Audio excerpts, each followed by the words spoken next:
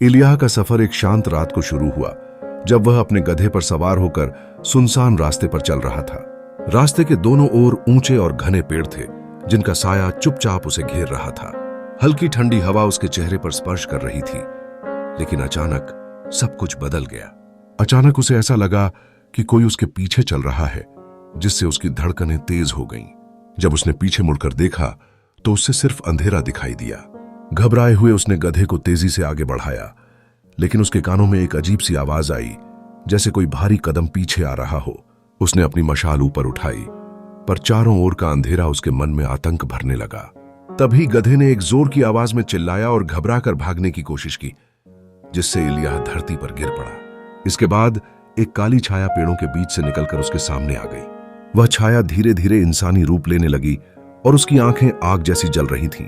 इलियाह की रूह को कांपते हुए अनुभव हुआ जब उसने पूछा, तुम कौन हो? छाया ने गहरी आवाज में कहा, जिसे तूने ठुकराया मैं वही हूं।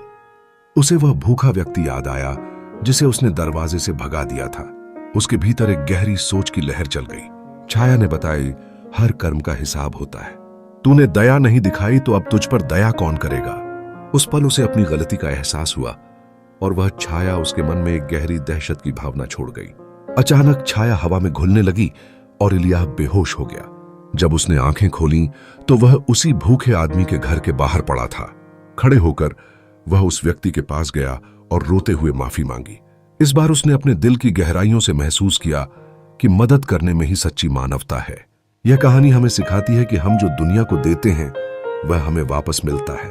अनदेखे लोगों की मदद करना कभी कभी स्वर्गदूतों की परीक्षा हो सकता है। जीवन में हमारे कर्मों का प्रभाव हमारी सोच से कहीं बड़ा होता है, इसलिए दया और करुणा हमेशा हमारे रास्ते पर होनी चाहिए।